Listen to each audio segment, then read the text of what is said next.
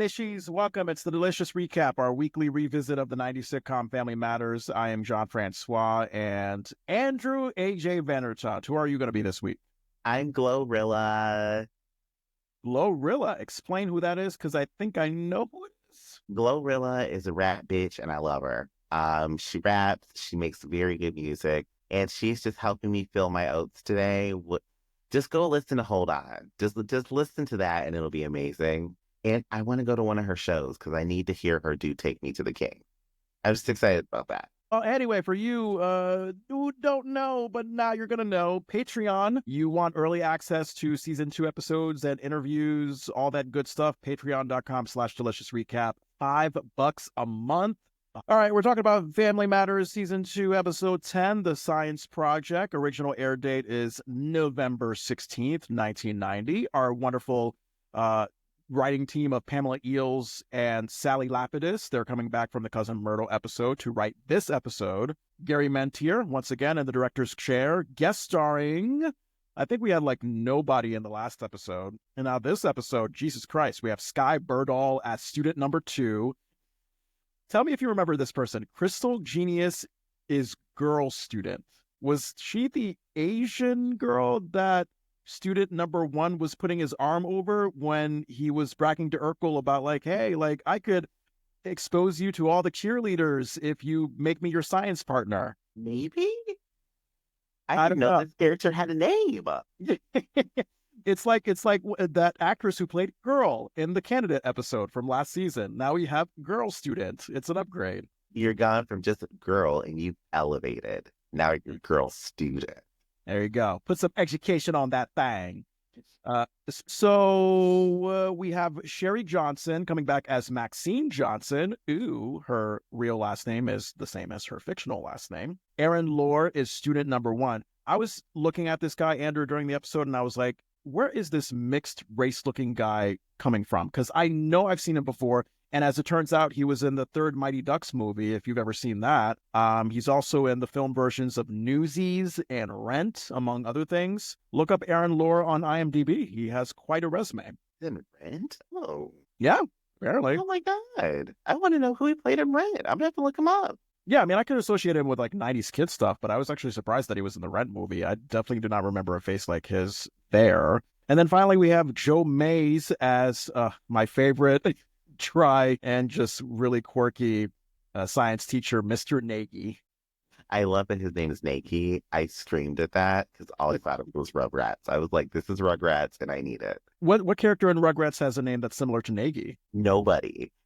Every time the babies are naked, they're like, oh, they're naked. And I scream because there's an episode where the kids keep ripping off their diapers. And it is so hilarious because everyone's like, Tommy's naked. I love that. And maybe Rugrats stole from Family Matters because Rugrats debuted a year after this episode, about a year after this episode. Yeah. I wouldn't be surprised because it was definitely a fun family show that they probably took some like sitcom vibes from. Yeah. And our Hulu synopsis, once again, Hulu failing at giving a good summary that doesn't spoil. And also, my theory is that they're using AI to write these summaries because only AI will give you beginning to end story, all the spoilers.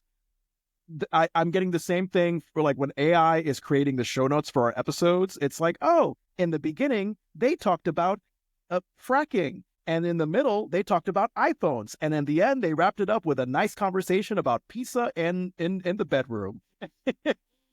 Laura is asking Steve to be her partner only because he's the best student and she can get a grade. Feeling guilty, she confesses to Steve that she was using him. Steve forgives her and shows off their science project, a ... because the summary was too long. Hulu could not post the whole thing. They wanted to keep the best part of this episode a secret. The last like minute and 55 seconds, because at that point, I mean, we've already gotten the whole episode. That's the C story. They kept the C story hidden, okay? Y'all have no idea what's happening in this episode. I'll take your word for it. Do you mind explaining how this rating system works? Yes, let's talk about it. So we're going to talk about this episode like we would a meal. We got our appetizer, which is going to be what drew you into this episode. Your entree, which was like your main course that made you feel good and sustained. Your desserts, things that are at least little tasty morsels you want more of. and junk food. Everything we can just throw to the side. You just call the waiter and be like, hey, can you just take this back to the kitchen? I love it. All right, let's dive into the cold open. We're in the living room. What did you think about this one? I mean, we're starting with Carl and Harriet. They're together watching TV with popcorn during the day, which seems weird to me because I associate watching TV with popcorn with like a family movie night sleepover vibe. I'm kind of jealous. I am a day movie person. Like I love movies during the day, so I would love that. But it's cute to see Carl and Harriet just all cozied up and being all cute and romantic. There you go. Now, are you one of those people? And I'm like that person as well. I'm one of those people that's like, have a concert start at like 6 p.m. and then let's be out by like 8 or 9. Are you becoming that person, or are you still very much like, let's go on until 3 in the morning? I became that person when I hit 29 years old. So I'm about 6 years in of like, if it doesn't start before 9, don't call me. Okay. Hey, look, that's the thing about being in our 30s. I mean, I'm approaching mid 30s. I think you're already there. So yeah, you just get grouchy and grouchy about when you want to go to bed. All right, so Mama Winslow eventually enters this scene. Like, what did you think? Because I think this is like a Carl, Harriet, Mama Winslow open here.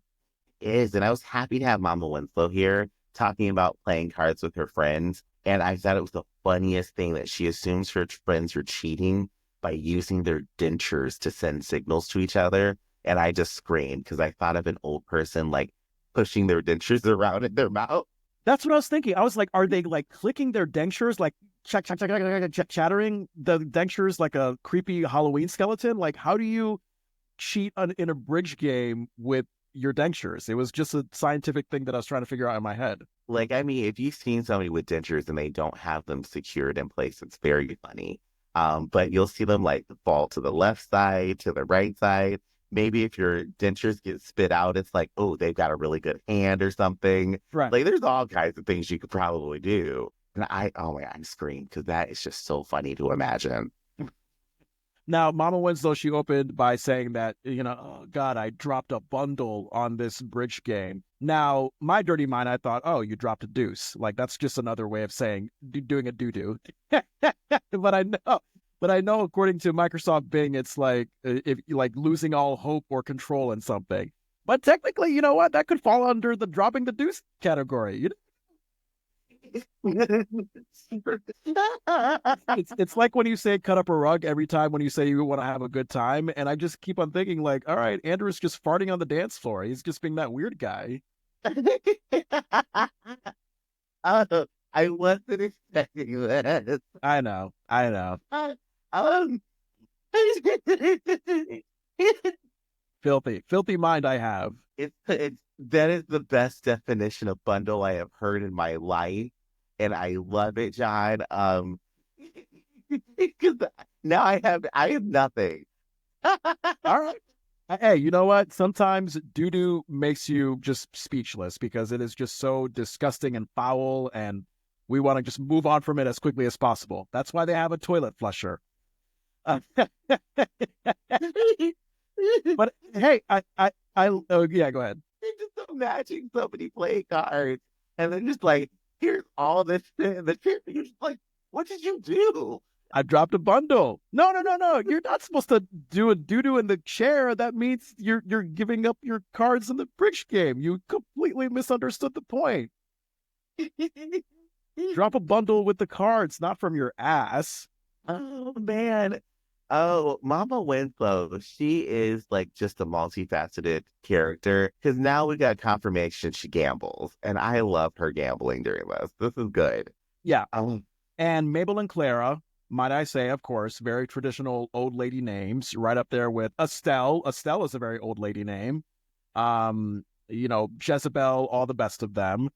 And I was confused at this point in the cold open when Mama Winslow, she was telling the truth. Like, no. I remarked to myself that Mama Winslow was telling the truth when Harriet asked her like why she puts up with her cheating friends. Remember that line that Mama Winslow gave? She's like, well, you know what? All my honest friends are dead. And I'm not Estelle's age. I'm nowhere near, but I felt her. I was like, you know what? Yeah, I would imagine like once you're 90 or 92, if you got some scheming, cheater, hustler, sketchy people of friends, if they're all you got to put up with them. Yeah, I mean, at that point, everybody's going on to glory. So you can either go peacefully by yourself or have a group of friends you don't really trust. There you go. As Steve says later on, no guts, no glory. And it's very true. I mean, there's also a dark element here, a very dark one for Mama Winslow, where you kind of get this hint where she's like, well, they all owed me money and they were all my honest friends and now they're all dead. Mama Winslow, are you collecting on gambling debts by killing people? Murdering ass Estelle. I would not be surprised. She has the feistiness in herself where I think she could kill a bitch. Yeah, she's like, give me my money or I break your ankles. There you go. And Mama Winslow's friend is a cheater, but yet she trusts her enough to recommend to Carl that he look to her son Ruben for insurance when Carl trips over a skateboard in the living room. Do I have that right? Yes. And can we talk about the skateboard? Where did the skateboard come from? I was wondering. I mean, I think Eddie skateboards, Laura, Judy. I mean, really, anybody, any of the children could skateboard. I just don't know who. It was so random. Like this just random skateboard. I'm like, okay, I get the little fun here, but come from? It's tiny. So maybe it was Richie's. Could be. Or it could just be crazy ass Aunt Rachel and her ideas. Like, oh, hey, what's the fastest way to get from the living room to the kitchen? Get on a skateboard. We're going to charge people $65 to do that. You can see Rachel doing that. Speaking of Rachel, I'm going to get to this later on, but I actually sense growth. I actually sense that she's a little bit more mature this season than she was last season. So I'll get to that in a moment. But my final thing about this cold open, this vague insurance that they're talking about after Carl has injured himself, like riding on the skateboard into the kitchen. He's like on the ground, like, oh my God, my leg. Would like health insurance fall under that category? Is that homeowner's insurance that you would consider for the skateboard thing? Like, for the skateboard thing, it's going to be health insurance. Now, I had to like take myself out of the mindset of what we have always had as adults being into health insurance. This was health insurance when you couldn't go on a website and get your health insurance, and you couldn't just walk into an insurance place and get it without being assessed, and pre-existing conditions were a thing. So I was like, oh, this makes a lot more sense now because the ACA was not a thing. Yeah. God, what was health insurance like without the internet and all those conveniences? I don't want to know. Most people couldn't get it. Yeah. Anything else for this cold open? No, that was it for me. Now, you always say this is the best cold open ever. Would you say that for this one, or are you saying like, man? Absolutely not. It was an okay cold opening. It was an okay one. But unfortunately, last week's was just so good. All right, we got into scene one, and they're doing the same thing that they did the last episode. So we start with Carl and Harriet watching TV during the day with popcorn, and then we open scene one with them watching TV at night, but with different clothing. I wonder if they like watch TV all day and they only got up to change clothes. I feel like that's what Harriet and Carl were doing. They were like, we're both off work today. We're just going to hang out and watch TV all day long. That vegetable married couple life. I love it. Me and my wife have done that every now and then. What did you think about this scene? I love this scene. So this is my favorite ever scene one.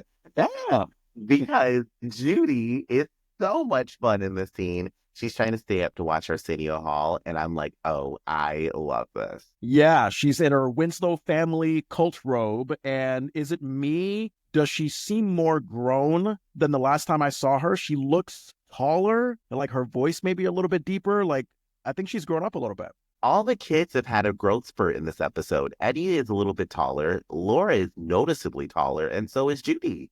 Yeah, it was something that, and you know what? Because Judy is not featured as much, like the growth is going to be more noticeable.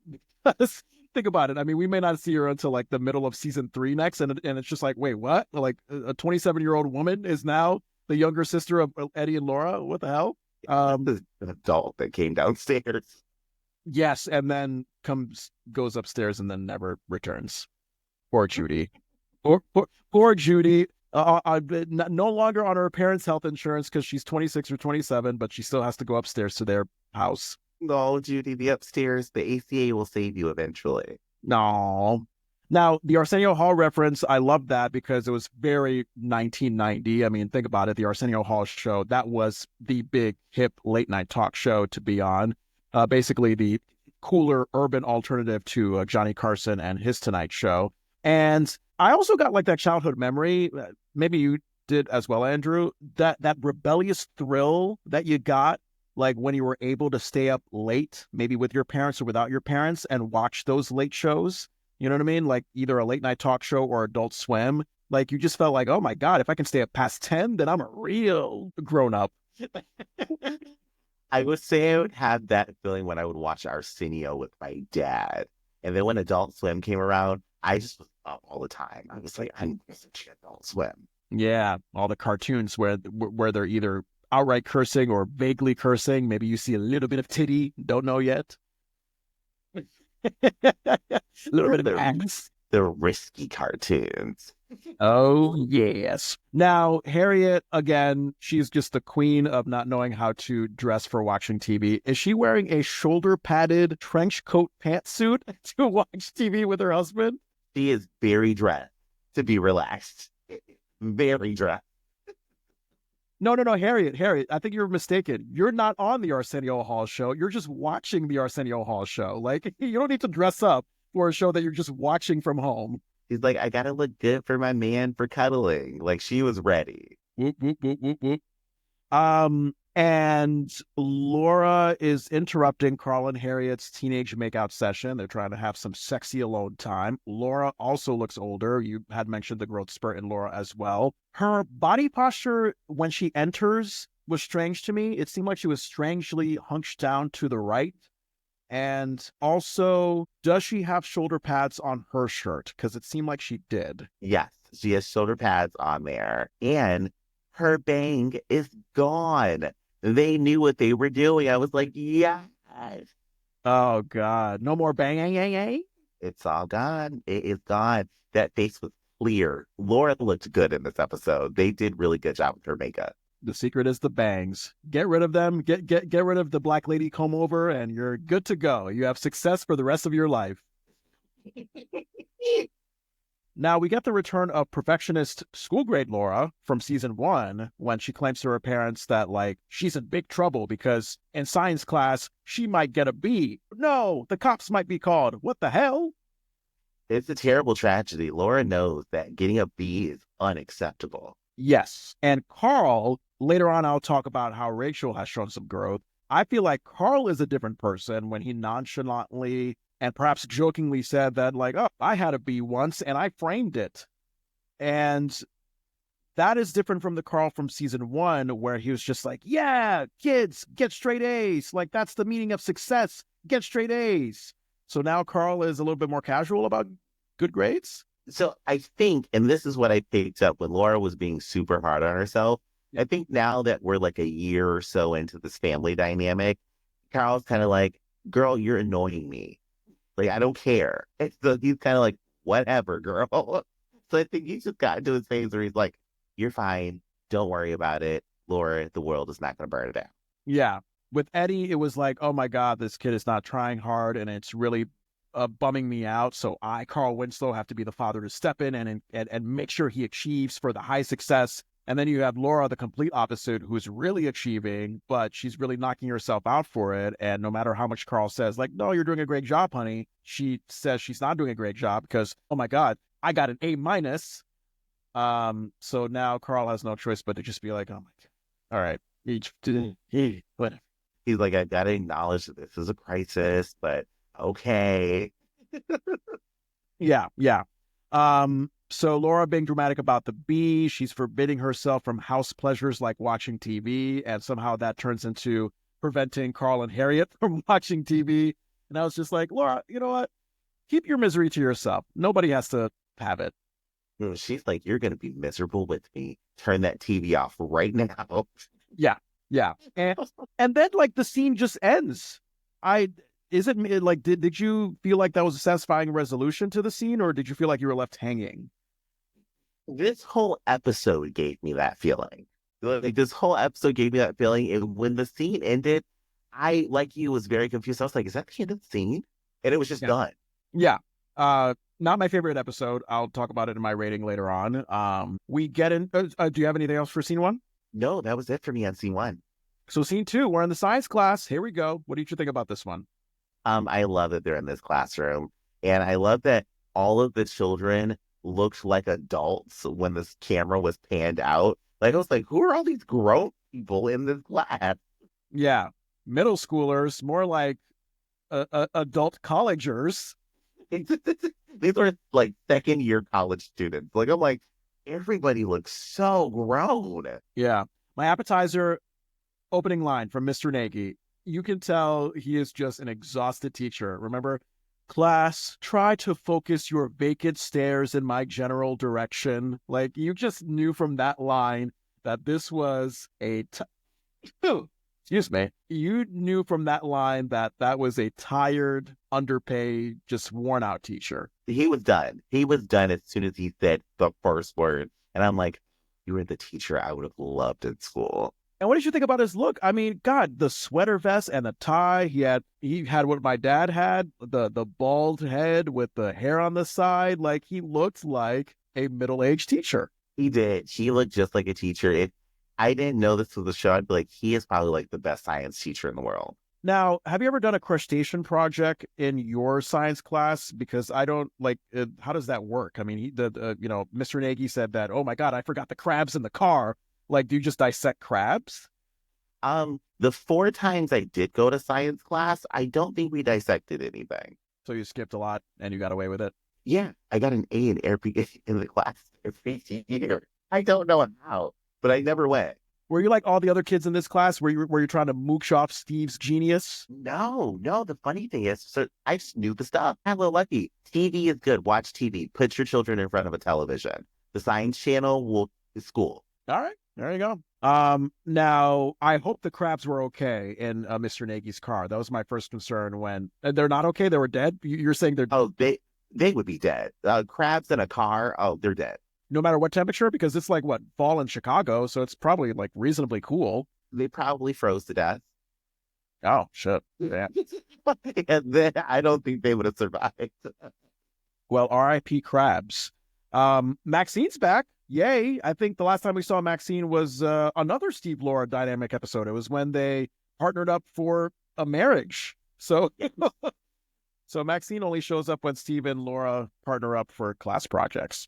She's just a school friend. She's a school friend. We never see her any other place. I know. We see her sitting next to Laura in one of those. God, this is like the typical like long science class desk table where you have the stool that sits up a little bit too high above the table, so you end up like hunching your back. It's really uncomfortable. I hated those tables back in the day.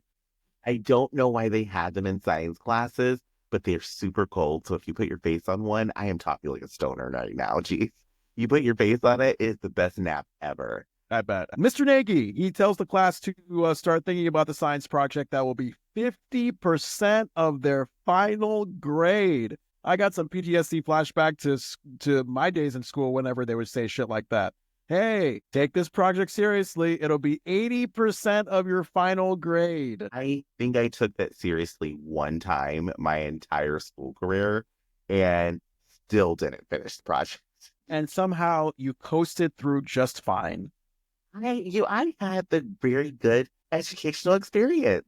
My dessert comes up here. Steve is asking Mr. Nagy if any scientific endeavor could be chosen for the project. Mr. Nagy says yes. And then Steve tries to start this like 3 cheers for Mr. Nagy. Hip, hip. Nobody in the class says hooray. And the icing on the cake was seeing Mr. Nagy get his hopes up. He actually thought that the class was going to like really cheer him on. And he was like, oh, okay, fine. Poor Mr. Nagy. I feel bad for him. It was a funny moment because the smile on his face, he was like, yes, I'm about to get gratification. And it just never comes. Because I thought a teacher of his caliber would just be like, I'm depressed all the time, no matter what. But he actually seemed excited that the class was going to be supportive of him. And when he didn't get that support, he was just brought back to reality about his sad teacher life. science teachers love when you get excited about science. So I could see why he was like crushed. Oh, Yeah. Mr. Nagy. Ah, Mr. Nagy. Now, Mr. Nagy is telling Steve, like, blessed be the person who gets to partner with you as he leaves the classroom to get his very dead crabs from the car. And it makes sense that Steve would be the nerdy genius that's good at science. I still found it very interesting to see how the rest of the class reacted to Steve once Mr. Nagy was gone. Did you see him like desperately go up to him like, oh, Steve, be my partner, be my partner? Because it contrasts greatly with the other kind of nerd that Steve usually is, which is the nerd that nobody wants to have anything to do with. He goes from that kind of nerd to suddenly the nerd of convenience. Everybody wants a piece of Steve. Like, oh, can I get Urkel to get me an A as quickly as possible? And they're, mentioning all these bribes that they could give him. Okay, that is going on a shirt immediately. A nerd of convenience. John, name this episode that, please. I love it. Oh my God, that is so good. It is so relatable for me in that type of situation, because that's what I would do if we got partnered in like a math class. I'm finding the smart kid and you're helping me. I need it. Yeah. And so this was the point where I realized, like, oh my God, I know who Aaron Lore is, because he was the one, like I said, he put his arm over the attractive Asian girl where he was like, hey, Urkel, I could show you around to every cheerleader in town if you want to partner up with me for the science project. And then, of course, Steve, he does his braggadocio face and manner when he thinks about that. I love that Steve is excited to see the cheerleaders, but is still obsessed with Laura and staring at her just all the time in this scene. I can get every chick I want from this science project, but no, this special woman who doesn't like me or want to have anything to do with me, she's the one for me. Mm-hmm. Yes. Yeah. Can I make a statement, actually?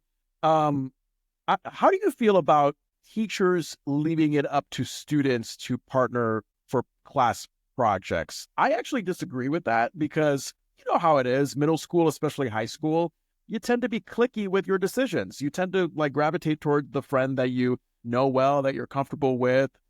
And there's always going to be that one awkward antisocial person that's like by themselves without a partner. So I would actually advocate for the teachers to partner everybody up fairly so that no one gets left out.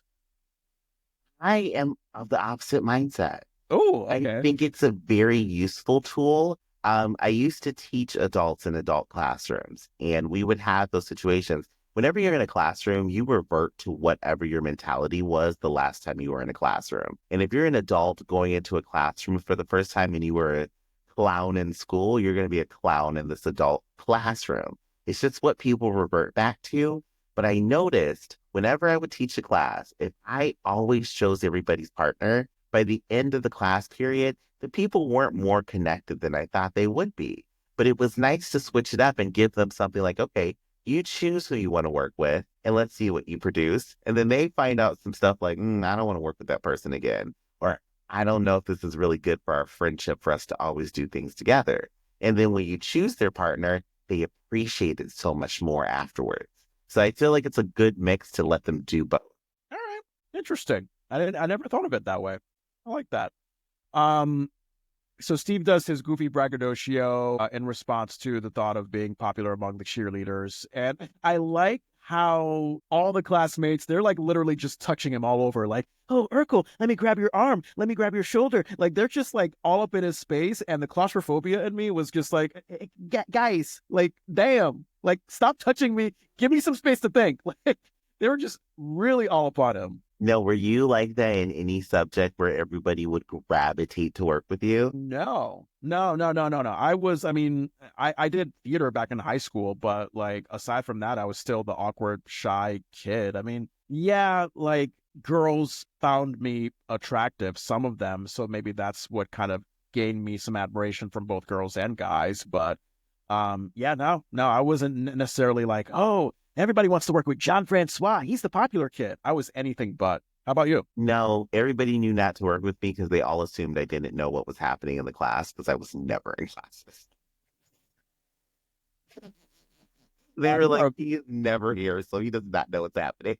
You were a bad boy back in your day, Andrew. I mean, I skipped an art class or two back in the day, but damn, I mean, if I could never say that I've only been to 4 science classes. That would earn me a big whooping from my patient parents. My parents only cared that I passed. And for me, I was like, oh, okay, I met you. You know my face. We're good to go.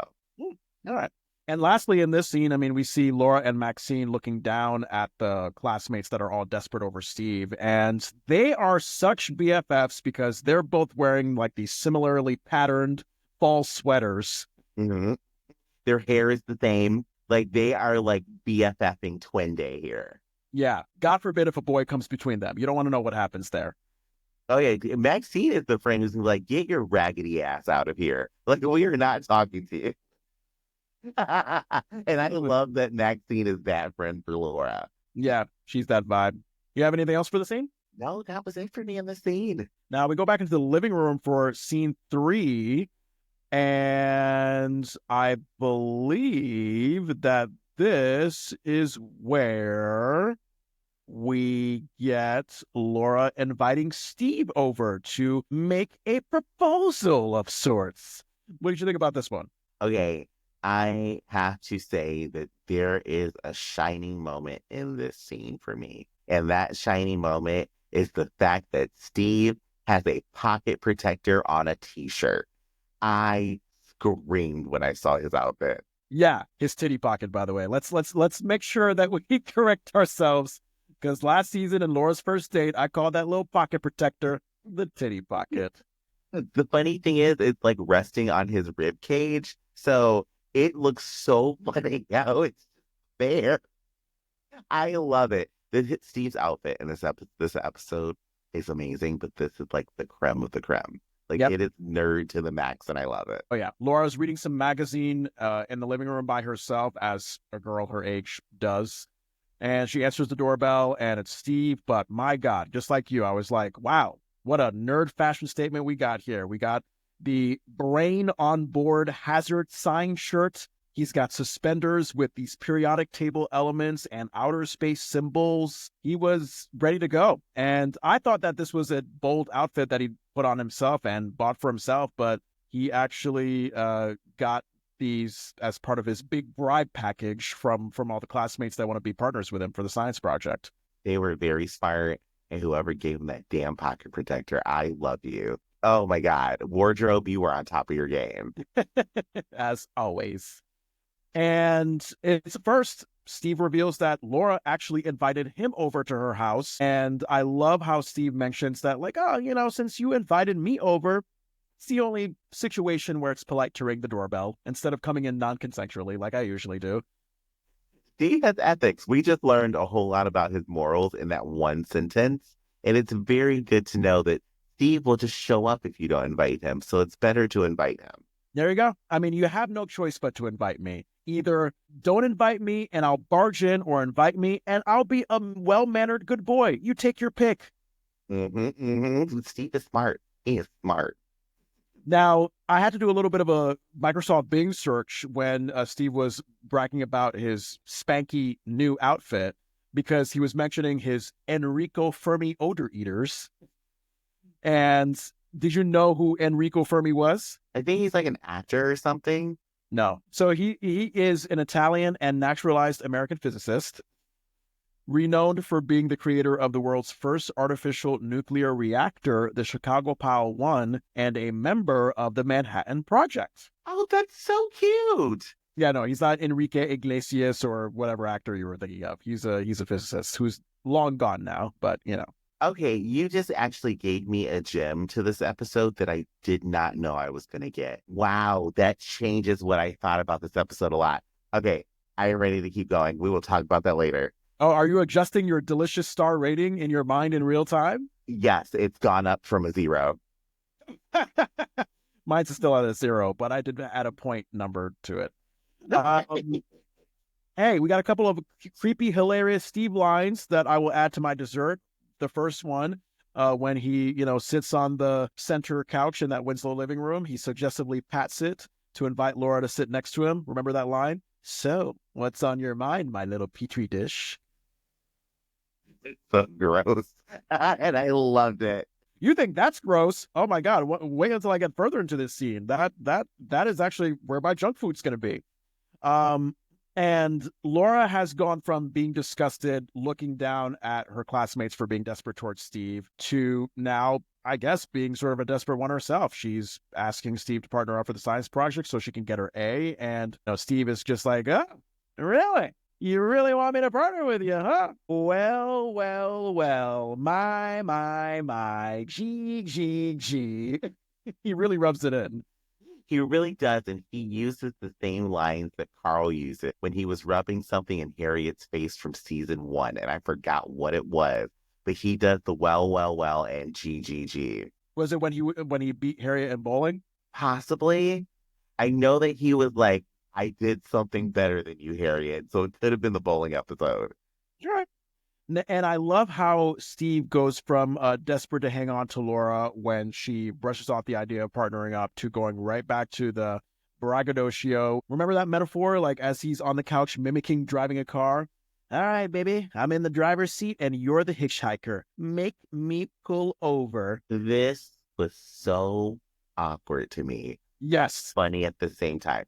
I laughed at Steve's line, but I was like, you know how you just kind of just that They're like kids. you feel like you just watched a Tyler Perry movie. You're like, Yeah, but with kids. yeah, So my first thought after that line was like, oh, we're getting a kid version of like that driver trying to make a dirty deal with an attractive hitchhiker. And look, I'm not gonna lie, as a Door Dasher, sometimes I've had that, like, because I'm working 12 plus hours a day. Sometimes I have to like entertain my brain. Sometimes I've had, why are you putting your head that way? No. Sometimes I've had that like fantasy in my head of like, oh, what if I come across an attractive hitchhiker? I'm a married man. It's never going to happen. But, we all have those fantasies that we play out in our head. We see someone attractive by the side of a road or whatever. We think like, what kind of trouble could I get into? But you don't give your thoughts power. You just kind of keep it in your head and you move on because you don't want to break the law. I can't co-sign not wanting to break the law. It is fun, y'all. It is very fun. Yeah, And I didn't get that. I'm just thinking of this like scenario, John. Okay, so I have to ask you. So when is the last restaurant, or what is the last restaurant you picked up from where you were like, damn, I'm having a hitchhiker fantasy right now?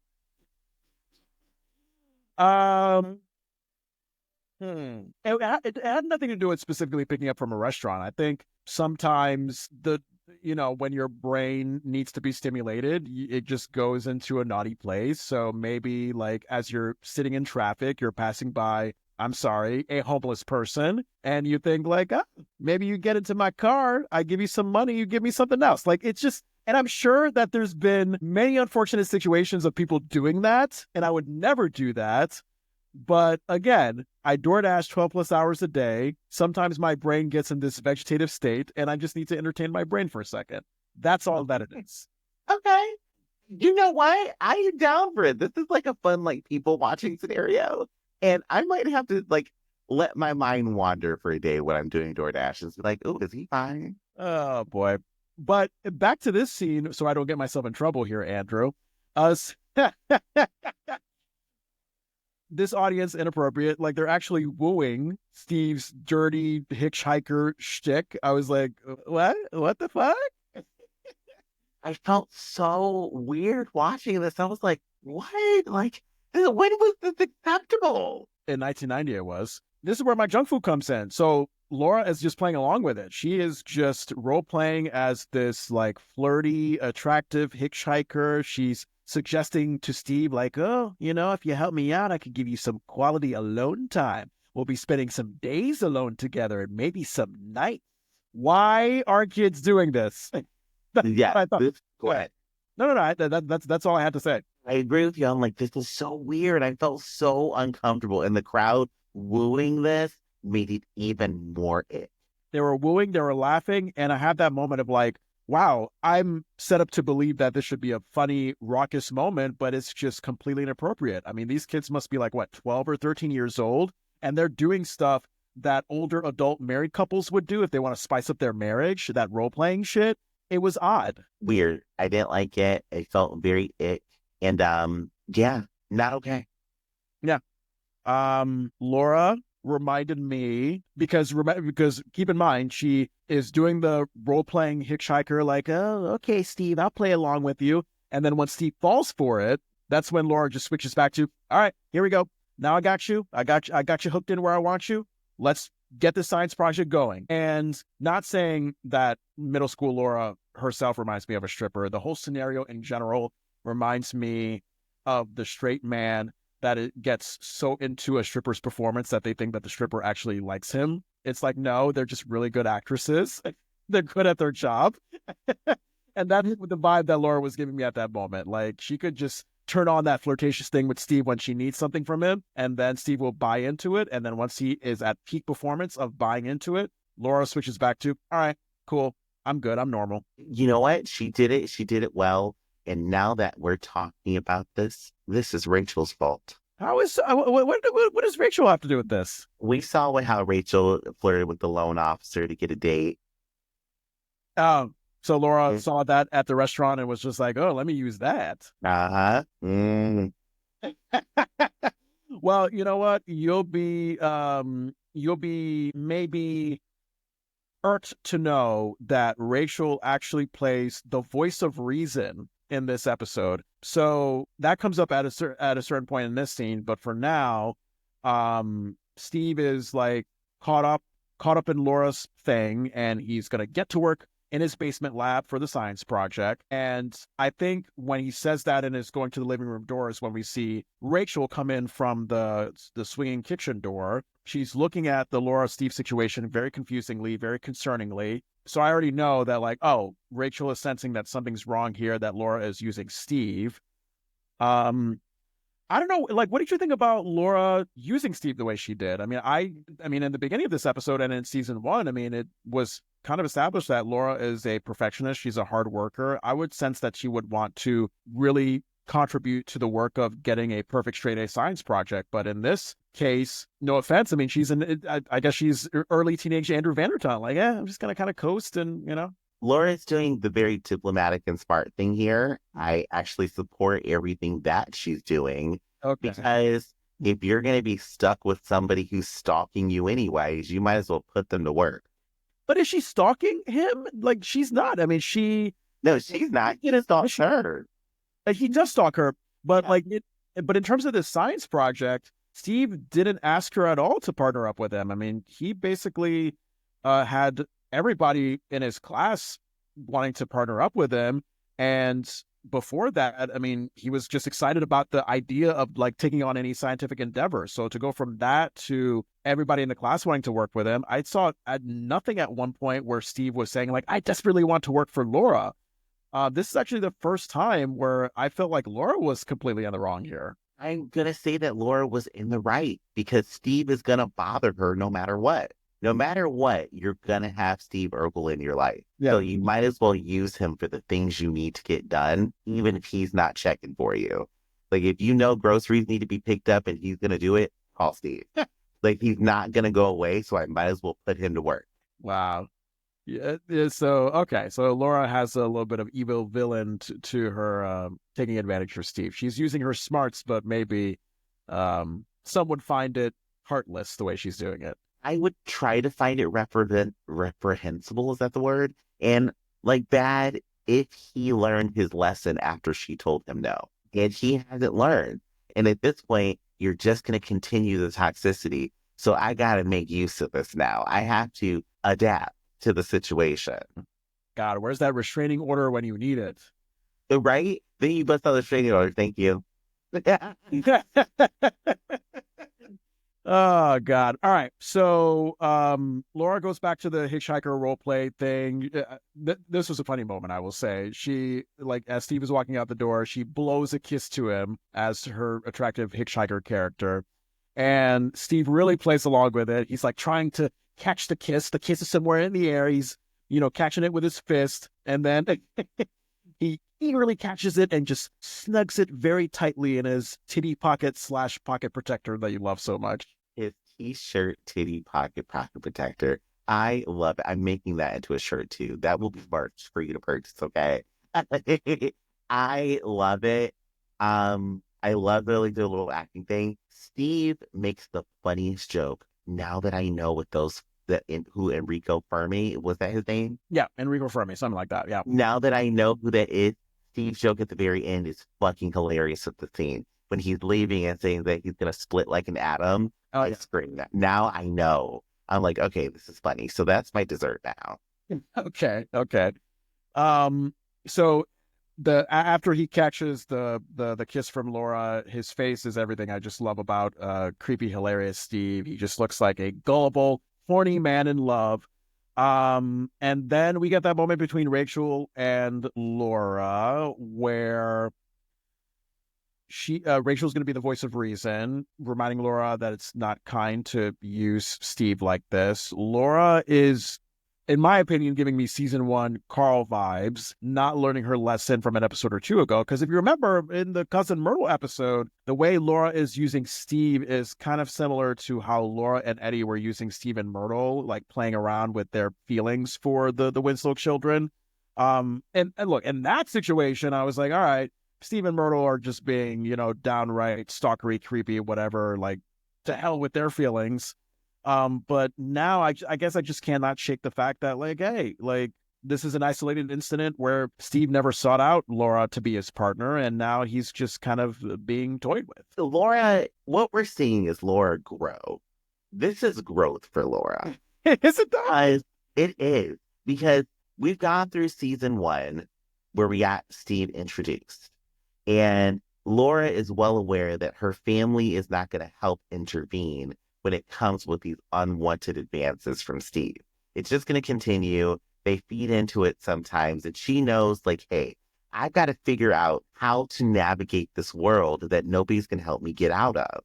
So she's like, do I take advantage of him being here? Do I not take advantage? Maybe I try to bring him in a little bit, and maybe that can ease the pressure of him always wanting to be around me. So I feel like Laura is just trying to test the waters to figure out what is the good spot to be in with Steve and what is the bad spot that's going to really harm me. Right. Because she's a kid. She's not able to like physically, get up and move somewhere far. She doesn't have the financial standing. She, I think, legally cannot work. If she was an adult, it would be another story. But since she's a kid and she has adults surrounding her who are clearly not taking this Steve thing seriously, Laura has to have the smarts to figure it out for herself. Yeah, I get it. So Laura is ending this scene by shooing off Rachel's warning about, taking advantage of Steve. She decides to take what I like to call a nighttime nap on the couch. You ever had that weird moment in your life where it's like, you know what? It's 8:00 at night. I'm going to take a nap. As an adult, that means I'm going to bed. But I would figure like maybe like when you're younger, you're just like, it's 8:00. Like maybe let me like snooze for 2 hours and then I'll get up and have some fun. That was like my 21 to 25 phase where it was like, Yeah. Okay, let me snooze before we go to the club at 1 a.m. and then we're good to go. Yeah. Yeah. Oh God, that's its own pregame. Being able to like take a nice nap before you get ready for the bar later at night. Oh, God, forget about the drinking part of it. Like if you can just nap because you're going to have to use a lot of energy late into the night, that's the best. It really is. Oh, nothing like a nap and then a Red Bull to get started. Exactly. And then we get that dream sequence fade effects, the dream sequence instrumental music that we hear all the time. That kind of thing as we go into the next scene to indicate that Laura is about to have a nightmare. What did you think about the nightmare that Laura has where Steve essentially reveals the science project? Okay, so I'm going to tell you, I am a bit biased here, and this is for the listeners. I hate dream sequences. Me too. This is my rating. Dream sequences in sitcoms especially drive me fucking nuts. That's what makes this rating so terrible. But go ahead. I hate dream sequences because you get this cheap trope of, oh, we can just be crazy. It's a dream. And it's like, fuck you. Nothing here matters. You just essentially told me I'm wasting my time watching this episode because none of it's fucking real. And then on top of that, I'm supposed to be invested in this shit story. I was pissed. I'm sorry, y'all. This episode has really struck a nerve with me. I was kind of confused because like the way they like transitioned into this scene, it seemed like it could have been real. So I was commenting in a way where I think I was like believing it to be real. But then they had moments where they reminded me like, oh, wait a minute. No, it's not real. So you'll have to forgive me because my notes kind of are, I mean, they could be pointless because it's like, it's not real. I mean, I know we're here to have fun in Family Matters, a Friday night sitcom for the whole family to watch, blah, blah, blah. But there's just something about giving me a scenario that's not steeped in reality where it's like, okay, sure, Steve surfboards in the sky naked. All right, that's something that you could dream about, but why should I care if it's not a real thing that will progress the story forward over the course of this show? Yes. This, as immediately whenever I see a dream sequence, this tells me that everything that I hoped was going to happen is not going to happen. Like, I was hoping like we would have got something really fun with actual science projects and stuff. And then I'm like, oh, it's a dream sequence. We're not getting that. Like, Yeah. this, they Tyler Perry'd us, and I don't feel okay about it. Tyler Perry does dream sequences? They Tyler Perry'd us. Oh, That is what happened.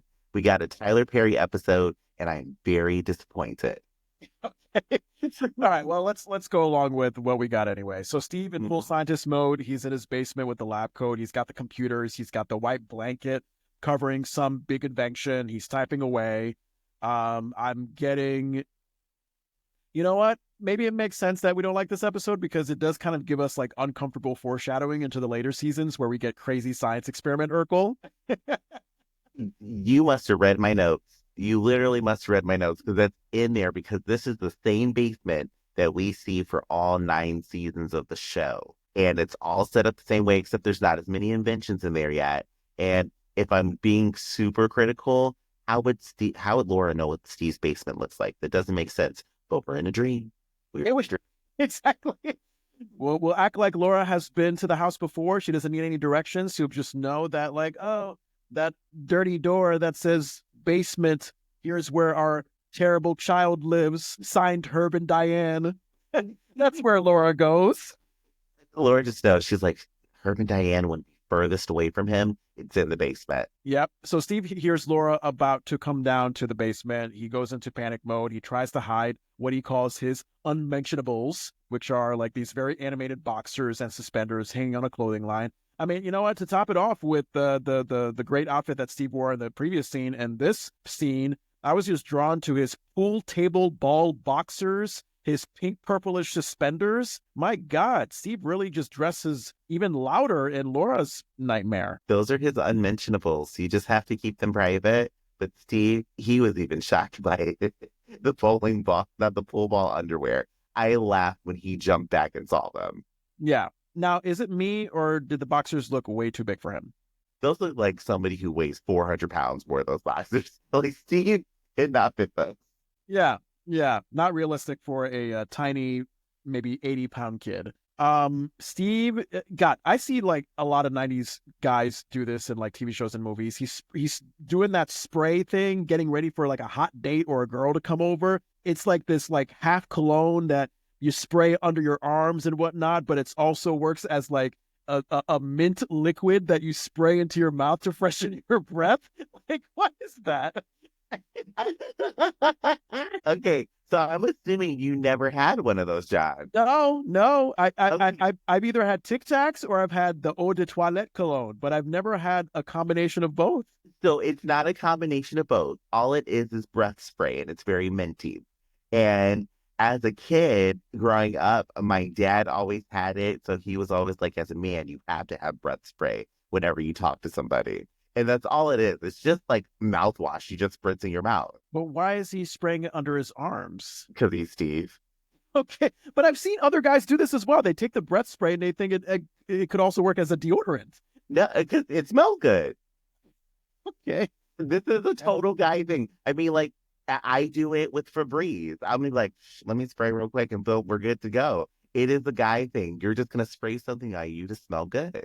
All right. Okay. Steve has this physically suggestive posture ready to go right by the stairs as Laura walks down. I noticed Laura wearing the same dark flowery shirt that she wore in the Cousin Myrtle episode when she had the bang. She had that on, and I don't want to know, Laura, why did you change clothes in your dream? That's not very dream reality. Look, if I'm gonna be in a nightmare situation, I'm gonna save up on clothes. God damn it. Like she got into something far more uncomfortable to interact in her dream. I'm still very confused, but it was a very interesting choice without the bang. Yeah, the bang. There's enough of a mental headache having a nightmare, so I feel like that's the part of your brain that's like, all right, let's not do as much work. Let's just say while you're having this nightmare that you wore the same clothes from 5 days ago. Boom, go.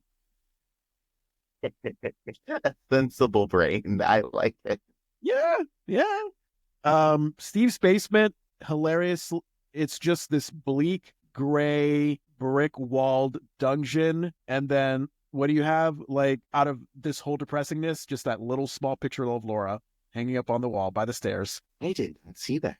Yeah, it's a small picture, so it might be easy to miss, but yeah, it's just like this bleak science experiment, isolationist dungeon, and then tiny picture, Laura Winslow, my love. I love that. Laura knows how to animate her dream perfectly. Yeah, yeah. And look, finally, I am gonna pretend that this was real. I was like, this fucking Oppenheimer Urkel showing off with his 50-watt Megatron atom bomb device thingy as his and Laura's science project. I think my brain wanting to believe that this was real.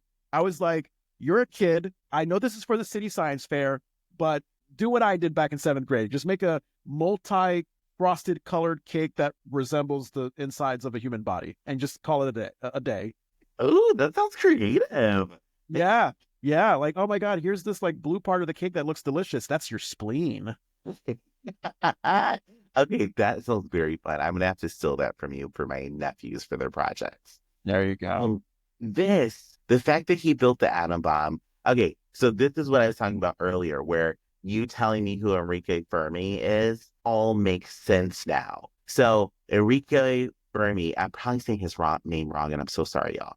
But if he created nuclear fission, essentially, and then Steve made a joke about splitting like an atom, which is nuclear fission, it only makes sense that the final outcome of that would be him building an atom bomb. So now I actually love this. This is a little bit of my dessert now. I was terrible at science back in school, so I would have never known that. So damn you, Andrew, for never showing up to science class, but yet acing it because you were too smart for your own good. You were one of those gifted students that was just bored and played hooky, and you got lucky. Yeah, I got very lucky. I was just bored, but I'm not super smart, y'all.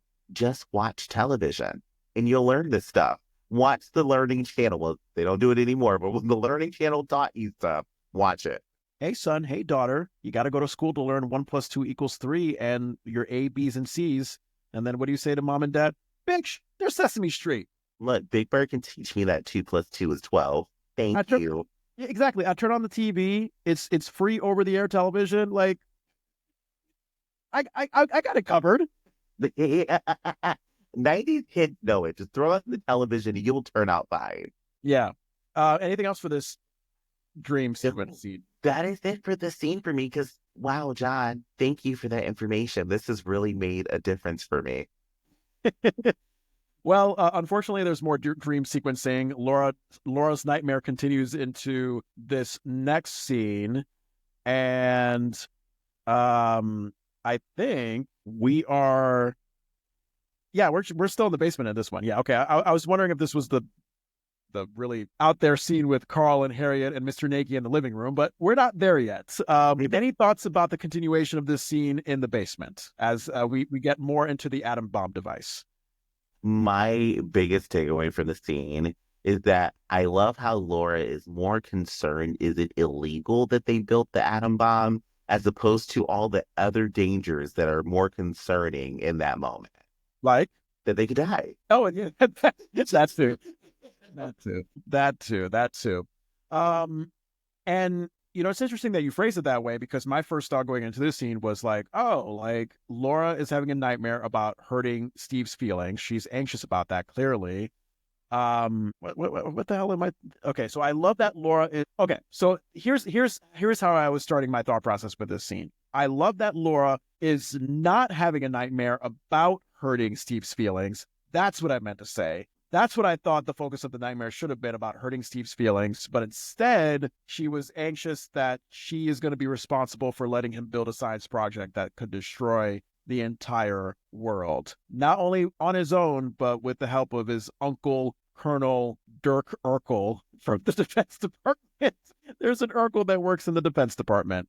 It's a reach, but, we've seen Steve burn down Leroy's. So there's that. There's that. And John, you just helped me come to another realization. We're getting Laura's plan blowing up in her face. That's why it's a bomb. Boom. Okay. So some metaphorical, deeper meaning there. All right. I see where you're going with this. I got some terminology that I learned for the first time when Steve was telling Laura that, his uncle sent him some uranium scraps, COD. I never knew what the initials COD stood for, but it's for cash on delivery, where, you pay for the goods when it's received rather than what Amazon does, where you have to pay for it before it gets shipped to you. It is a very interesting process. I'm assuming you've never done it before. I mean, that's a gamble. That is a gamble. I think, I feel like there was a recent situation where they trusted me to pay after the service was done. Maybe it was a massage. Yeah, I think it was a massage situation where I had the option of paying before or after it. But other than that, yeah, usually if you are wanting a service, you pay for it first. See, the one time that sticks out for me, we did cash on delivery. We bought a video game from eBay, me and my brother. And my brother, I think, was like 16 at the time, and I was 14. And we got all of our quarters together to pay for this game and gave this mailman an envelope full of $20 worth of quarters for a game. And it was probably the best thing ever. But now as an adult and driver, I feel bad for that mailman that we gave him all those quarters. Yeah, you have to go to that machine at the bank and just put quarter after quarter after quarter in until he got his $20 in cash. It was worth it for us. Yeah. For the mailman, he's just like, oh, fuck those kids. All right. I love this line from Steve, by the way, when Laura is freaked out and asking, if this invention is against the law. Steve is like, oh, sure. Possession of a deadly radioactive substance is a federal offense, punishable by life in prison. But hey, no guts, no glory. It's essentially the 90s version of YOLO. Yeah, Steve is my friend at this moment, where it's like, okay, you are somebody I would trust at this point. Let's be real. If you were say your friend Danny brought you into his... This is a weird scenario that I'm setting up here, but let's say your friend Danny says, Andrew, come into my basement. You come into his basement. Andrew, I got an atom bomb that could blow up the world right now. It was completely illegal to build this atom bomb. I could get arrested. You could be arrested for being an accomplice to this. What would you say? You want smoke? Or as if he already wasn't smoking. Okay, then let's go to brunch. Okay, you got a bomb. Are you going to use it? Let's go to brunch. We're good. Let's go. But you moving on to something more normal, is that subconsciously you being like, okay, I don't want to have anything to do with this, so I'm just going to pretend I didn't know what you said and we'll just move on? No, it's kind of more like, okay, you got a bomb. What is it going to do? Blow up? And there's nothing special. It's not going to do a trick. You can't tell it to sit. I can't feed it a treat. So I'm kind of going to be like, okay, you got a bomb. Let's go get some brunch. You got a bomb. Let's go eat. You just got to move on. Take it with a grain of salt. And it's just like, girl, you got a bomb. We could trip over and accidentally activate it and be dead at any second. But you know what? Hey, let's go to brunch. Very true. Because you know what could happen? I could swallow the strawberry that's floating my mimosa and die right there. All right. You have a point. We're all going to die eventually anyway. So what the hell? Right. You just got a bomb, girl. You just tell me when you want to use it and we're good. All right. God. Laura is physically holding Steve up by his shirt in a panic, saying that she cannot go to jail. And Steve doesn't want to know, really, what is being done to cops' his kids when they're in jail. In my mind, I was like, oh, Laura, I don't know if I really want to know either. Do I want to know what, is that a thing where cops' kids are mistreated really badly in jail? Yeah. I got put in here by a cop. You're a cop's kid. I'm beating you up. Got it. Cops' kids. Mm-hmm. cops, kids, and pedophiles. Like, forget it. Don't be in prison. Cops, a child of a cop, or a pedophile, or a rapist. Those are the four. They will kill you. Wow. All righty. Steve has a snort laugh here that came on strong, even for him. Remember when he was like, "You said you wanted an A on this project, so I built you an A bomb." His snort was so diabolical. I loved it. I was like, "Ooh, this is menacing." Yeah, it looked like it took some work. Like that kind of deep snort. Like I almost thought, like, oh God, Jaleel, please don't damage your snort cords. We're seeing how Laura hears the snorts in real life from her perspective. Yeah.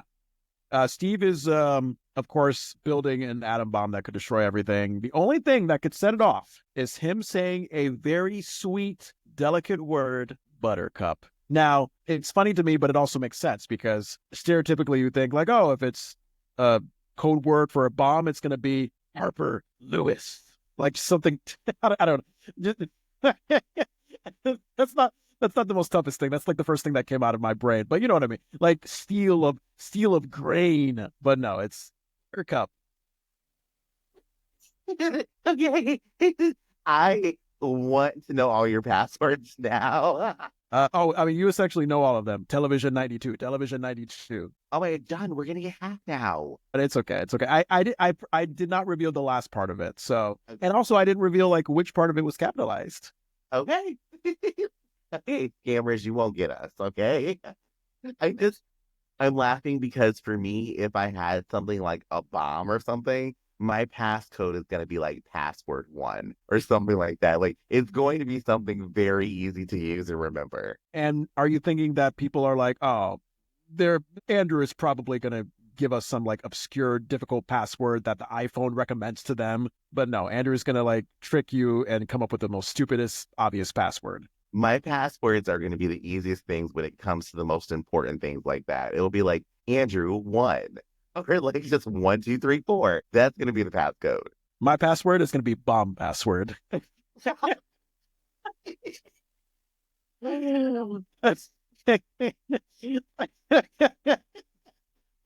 Oh, I can see that. I love it. What's the bomb password? Bomb password. Oh God, stuff you say when you're high. Anyway, my dessert. I have another dessert in this scene here. Another great, creepy, hilarious Steve line with a tinge of racial humor when he offers Laura candy. Sweets for the sweet, maybe a chocolate kiss. Okay, I didn't pick up on that. And now that you said it, Get ready. We're going to get a lot more of this. Steve just swerving his hips. He's got that pervy face. You know, he's ready to go. He's ready to go for that chocolate kiss. if Steve is ready, oh my God. But this is when he accidentally slips up with the code word. He's like, oh, Laura, how about a peanut butter cup? And then Buttercup just makes the bomb go off. Well, not actually. No, not yet. The bomb is activated. We get oh, wait a minute. Hold on. I forgot. So we get Computer Urkel. I don't think I mentioned that we get Computer Urkel, who is just sort of this voice of Urkel. First of all, what did you think about his like fake Steve Harvey afro that he had? Like, why was that there? Like, Computer Urkel could have the same hairstyle as real Urkel. I don't know why they did it, and I love it. Oh my God, I love that little boxy afro cap he had on. It was hilarious. It was, it almost gave me a nightmare. It almost did. It looked like if someone put on a goofy facial expression and smushed it up against a copy machine, and then you saw a copy machine sheet of their goofy black and white printed face. I don't like that kind of stuff. Okay. Would it have been easier for you to look at if the hair itself wasn't there, or was it like the filter of the camera? The knowing what Steve's real hair looks like and just seeing that fake wig, that fake afro wig implanted on his head, everything else was real about Computer Urkel, but that hairstyle, it was distracting me. Yeah. So Computer Urkel comes on when the bomb is activated. And, he's telling Steve and Laura, hey, get ready for a big boom. Now, the subtitles made it seem like the subtitles said boom twice. So I thought he was like, making a poop joke, like, oh, get ready for a big boom, boom. But it actually was not that. It was like, get ready for a big boom.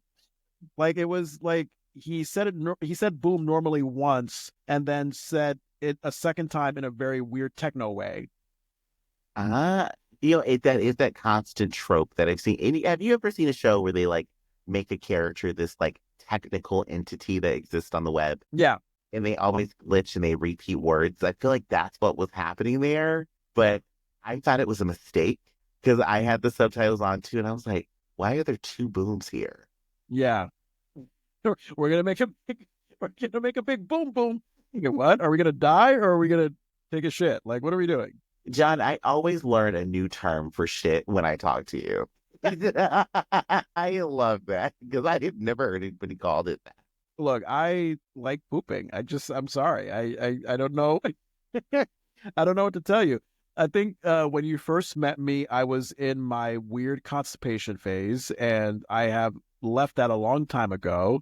And now it's like, if I could just have an intellectual conversation or a jokey conversation about poop, it's like, because I'm very much a man who easily gets tense and stressed and in a bad mood. And there's nothing like constipation to put you into that kind of mood. So ever since that left my life, it's like, oh, okay, well, I'm still stressed and tense, but I'm a lot less stressed and tense because my butthole is free. I know. Sorry, for the listeners who hate us talking about poop, I apologize. This should be called the poop episode. I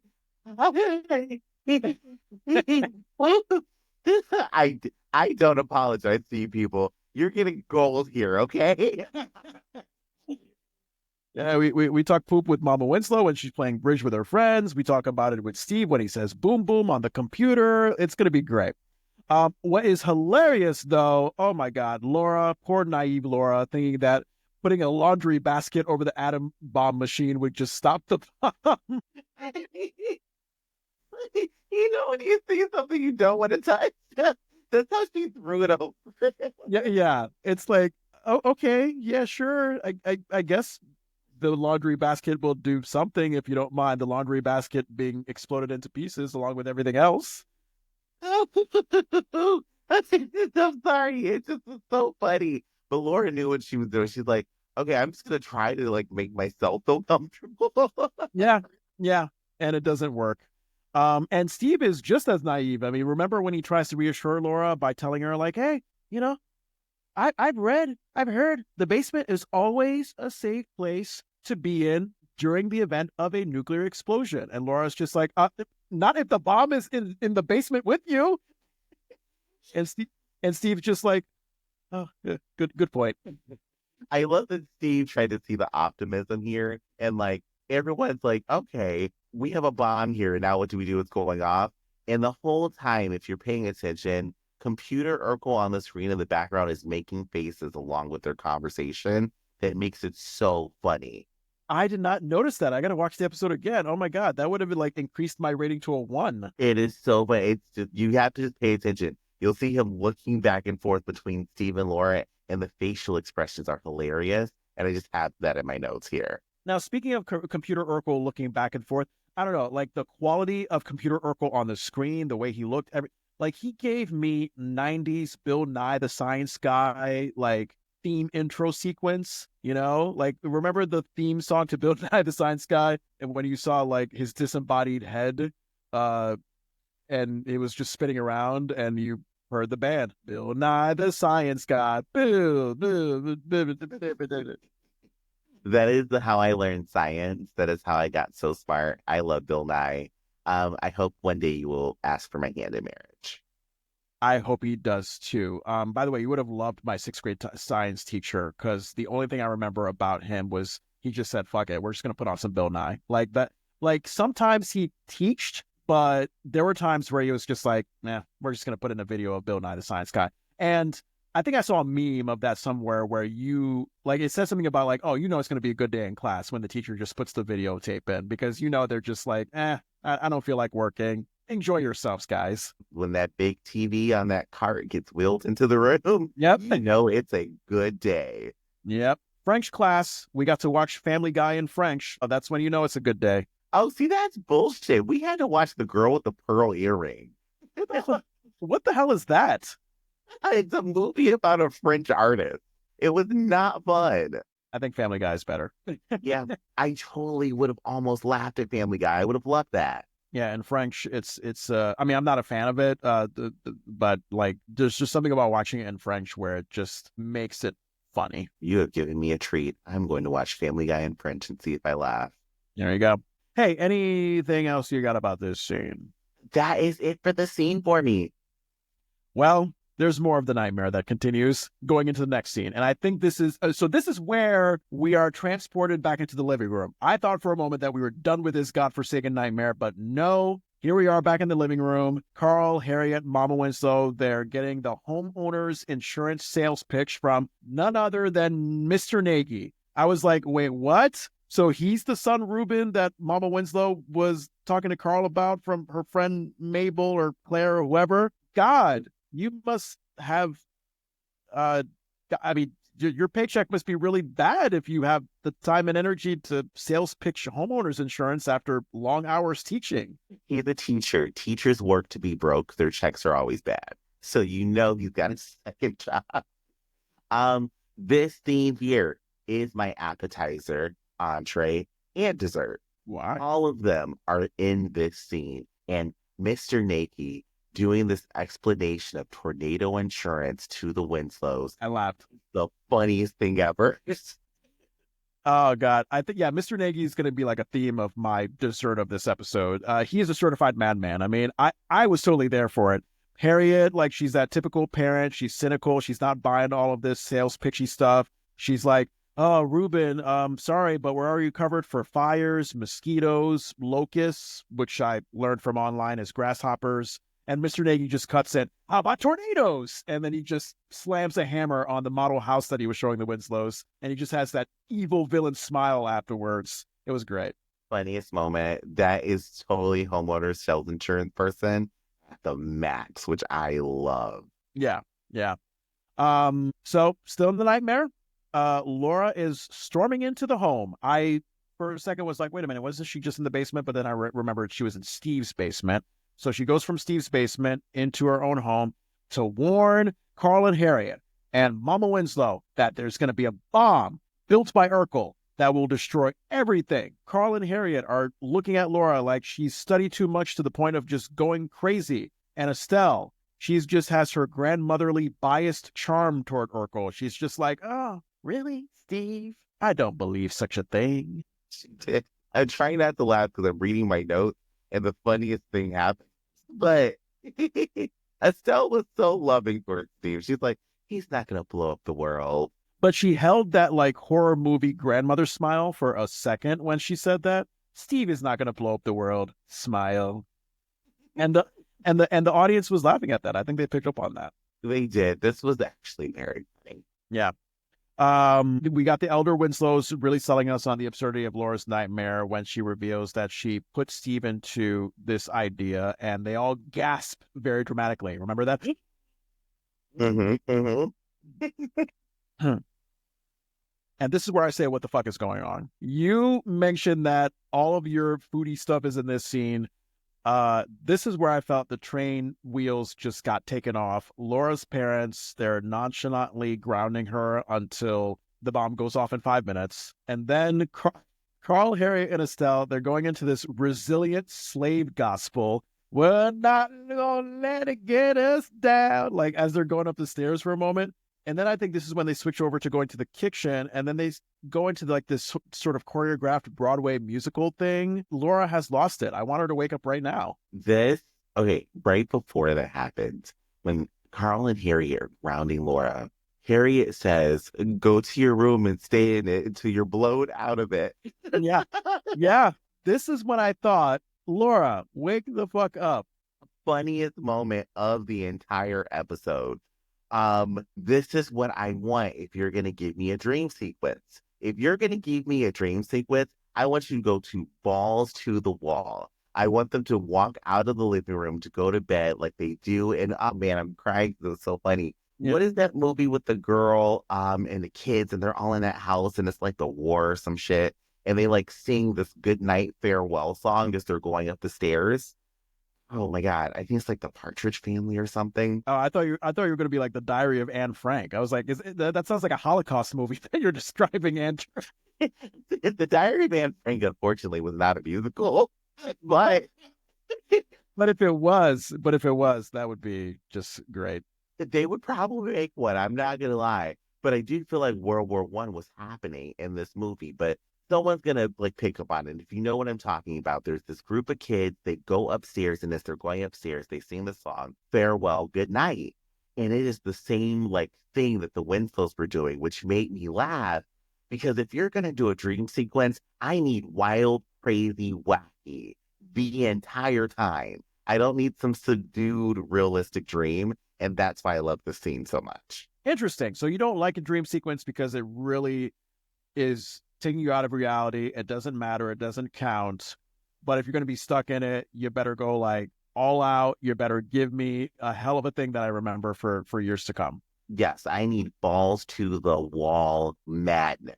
Mr. Nagy gives you balls to the wall madness when he joins into this musical charade. Now I'm recognizing what Carl, Harriet, Estelle, and Mr. Nagy are singing. They're singing That's Life song. And I was trying to look up who sang it. And the Microsoft Bing referred me to Frank Sinatra. I don't feel like Sinatra sang that. I felt like it was maybe somebody else. But yeah, just Laura is needing to wake up because how you go from a resilient slave gospel to this Broadway musical, That's Life, from the adults as they jazz hand their way into the kitchen. Like, it's bizarre. It is bizarre. It is weird. And thank you for writing that in, y'all. This is the moment where you took over the episode. Pamela and Sally, you got to thank them. They're certainly very creative, imaginative writers. So Laura seeks to call 911. She pulls up the longest phone line I've ever seen from around the living room floor. And she finds out the source of the phone is connected to the closet. She opens up the closet in that living room, and Eddie is revealed to be talking on the phone with Jolene. Looks like they're in their on period in their relationship where things are going well. And I was about to say in that moment, like, oh, Eddie, just go upstairs and talk to Jolene on the phone in your room. But then I remembered it's 1990 and you're going to have likely one landline in the house. It's usually going to be downstairs. Mm-hmm. Eddie knew the struggle. He was struggling. But I did find this to be funny because I'm like, whenever you need a phone in a dream, you can never find the phone, ever. And now we know where it is. It's downstairs, hooked up to a cord. And God forbid you're going to have someone in the kitchen listening into your conversation. God, I've had that happen to me back in the day. And I've had some unpleasantly dirty conversations that my sister should not have been listening to. Your sister and God heard you, John. Yeah. So thank God for the Razor phone when that came in. I think that was my first cell phone. Once that came in, it was like, yes, phone sex until 7 a.m. I love it.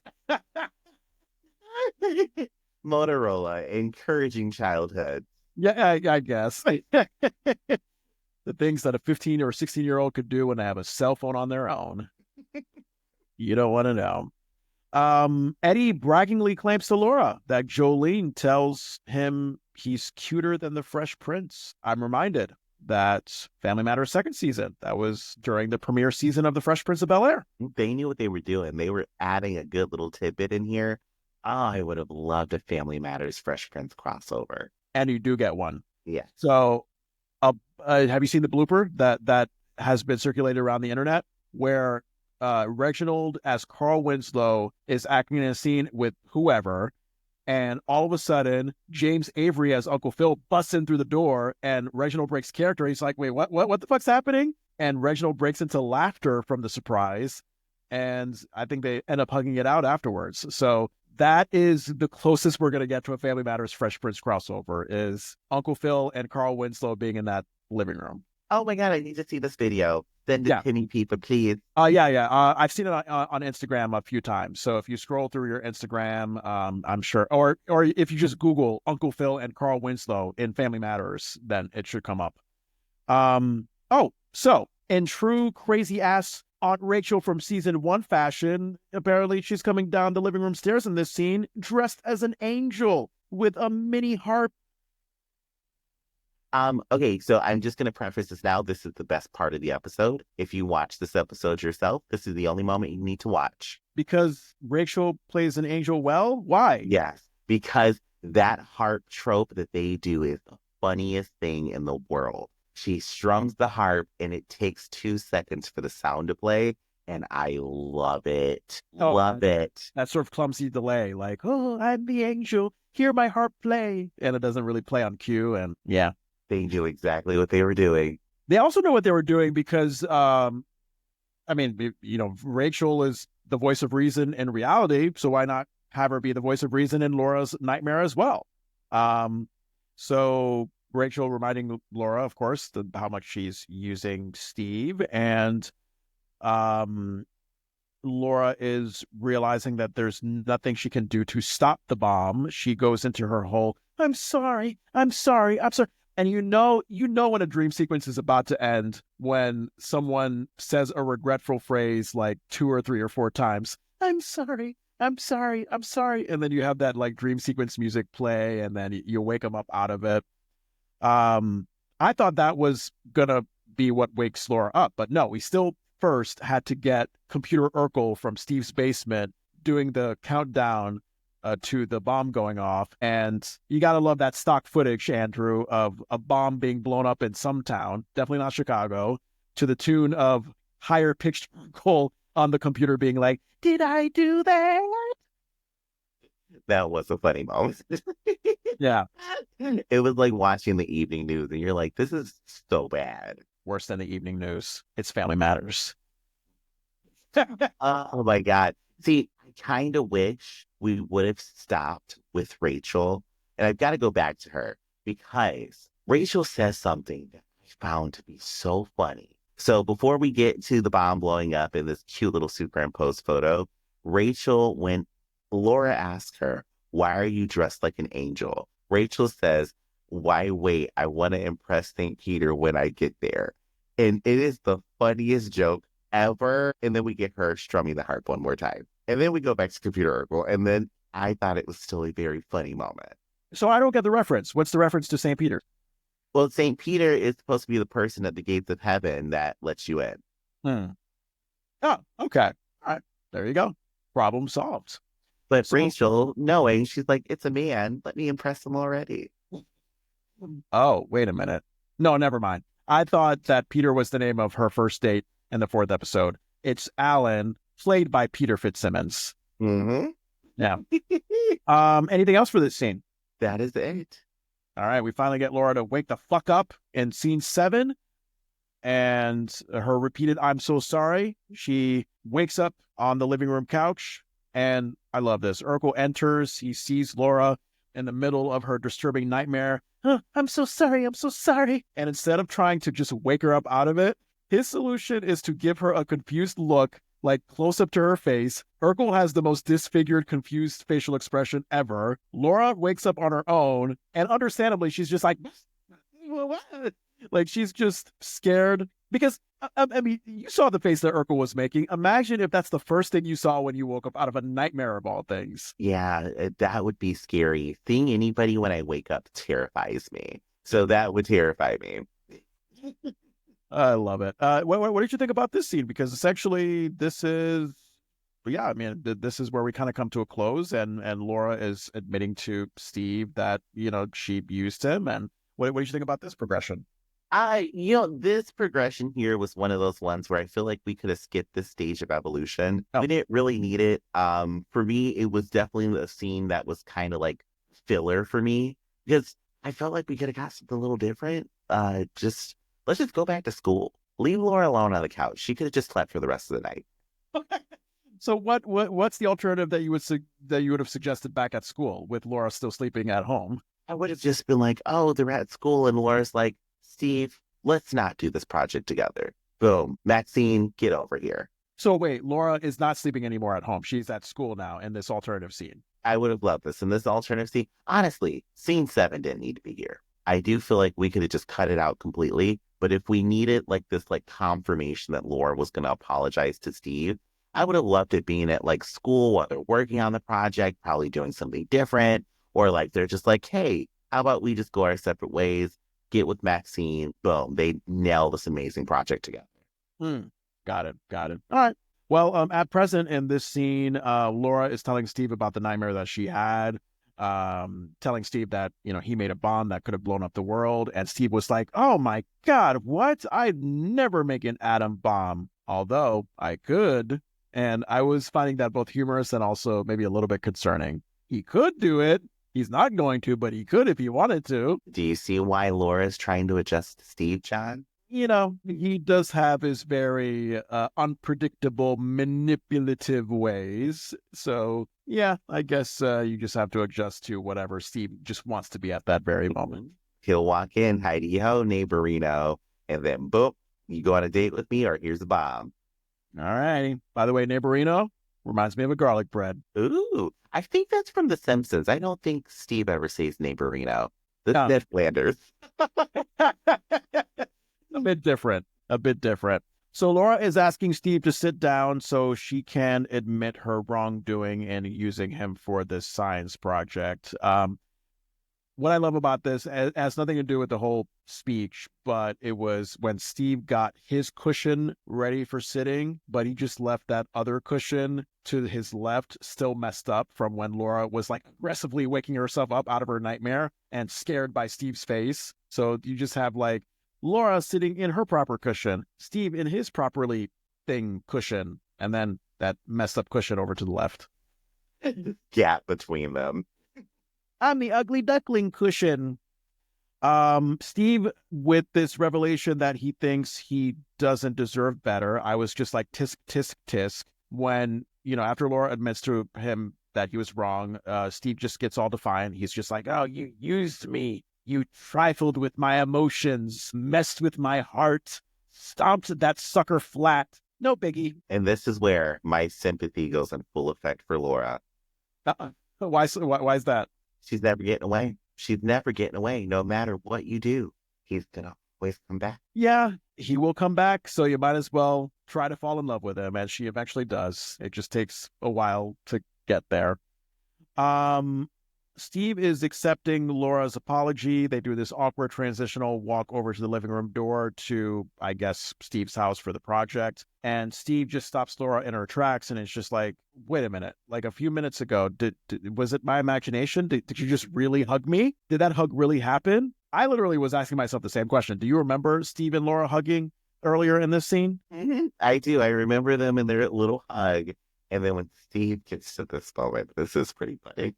Wait, but back to the hug. When did it happen? Because I don't remember. Was it like before? Was it after Laura woke up out of the dream? She hugs him after the dream. But when though? Because when she first gets up from the couch, she hugs Steve. Oh, like she's like relieved to see a normal human being, like in reality? That's what I think it is. Because I remember she hugs him. She does hug him. And I think it's before everything else. As soon as she wakes up after the scream, I think is when she hugs him. Okay. All right. Now was it like Steve fainting at the idea of Laura actually hugging him? Is that what you found funny at the end? I thought it funny that we got this delay in the joke, which I just thought was hilarious. It was the physical delay of him realizing, wait, you hugged me. And I just laughed. Took him a moment to process it and then fell to the ground. Mm-hmm. And in true Family Matters fashion, that would have been a great way to end the episode. But no, we have just one more scene with less than 2 minutes left in this episode. In the living room, Steve's actual science project reveal. We get a 2 weeks later notification at the exterior day shot of the Winslow home. This is probably like the second or third time that we've seen a 2 weeks later thing. What is up with like, hey, here are present events, and in the last 20 seconds, we'll let you know what happened 2 weeks later. Yeah, it's like, why'd y'all wait to give us 2 weeks later? You should have given us a 2 weeks later instead of a dream sequence. That would have been great. I would have loved to have seen what they would have done with that. What did you think about this scene? I mean, for some reason, we open up with a bird's eye view camera shot of Steve showing the entire Winslow family his new science project. I was wondering if there was going to be, is it because of what ends up happening with the rocket that they open with that bird's eye view shot, or is it just random? I think it's because of what happens with the shot is why they did that. Because when I saw it too, I was like, what? What is this camera angling right now? Yeah. Any thoughts about this last scene? This last scene, this last scene should have been the cold open in the entirety of the episode. How's that going to make sense? Like it should have started in the living room and then like, oh, we're gonna create the science project, da da da da da. And then we get a blasting hole in the roof, and then boom, theme song. And then after the theme song, Carl and Harriet are looking up at the roof and they're like, what do we do about this hole? And then Laura runs in, oh my God, I'm gonna get a B in science or whatever subject she was talking about. Boom, take off to the races with the episode. I would have loved it. So the conflict would the main conflict be Laura's B and her turning it into an A, or the roofing situation? The roofing situation and the insurance for the house would have been story A, and story B would have been Laura trying to use Steve for his science project, but the Winslows are banning her from seeing Steve. Because he destroyed the roof. Yeah. All right, that's an alternative episode that I would love to see. But in this present last scene, I think that we have the entire Winslow family present. We do not have a single family member missing. And it's very rare, because again, Urkel takes up so much goddamn space. It's very rare to see the entire Winslow family together in one scene. Everybody. Mama Winslow, Rachel, Richie, Judy, Laura, Eddie. Yeah, Eddie was there, right? Mm-hmm. Eddie was there. It was hard to focus on who was there because baby Richie stole the scene. Like, Richie stole the scene. He was there, and I was very here for it. So I am a Richie stan. Thank you, Richie. What did he do? Because what I remember, Steve is like, of course, he's showing off his very not intimidating model rocket called the Laura. Like, I'm looking at this compared to the atom bomb device in Laura's dream, and I'm like, wow, what a thrill that is. Yeah. So Richie, what he did, he looked at camera too. Oh, when? When the camera panned to him. And the camera pans to him in the final scene. And it's like, oh, Richie looked over at the camera. Boom. And he wasn't supposed to do that. No, I'm pretty sure he was supposed to because the camera looked directly at him. Oh. Oh, well, no. Like, but you say look directly to camera too, as if like he's looking straight into the lens of the camera, as if like he's looking into the audience's soul. That's what he did. He was standing there. He looks at the camera, and then boom, it pans past him. Okay, that sounds like something that he shouldn't have done. It sounds like that was maybe like a child actor, like rookie mistake. Like maybe he was like supposed to look like angling off into something, but I don't know. Sorry. You know what that is? That's the Family Matters gods coming after you. For Richie does not break character or mess up. Okay. Okay. Anytime I speak bad about little Richie, my allergies act up. I apologize. I'm sorry, little Richie gods. So Steve brags about the power of this rocket, and Carl amusingly tells him, like, oh, hop on, take off, Steve. You can be the first Urkel in space. Again, foreshadowing. I was looking at that and thinking to myself, Carl, you basically just told us the ending of this series. If Carl Winslow, if Reginald Bell Johnson only knew how those words would come back and haunt him. Yeah, you thought Urkel was like the face of the show now. Mm-hmm. Fast forward to season 9, you're going to get yourself a new wife who's still called Harriet Winslow, and Urkel is going to become the head of NASA or some shit like that. It's going to be wild.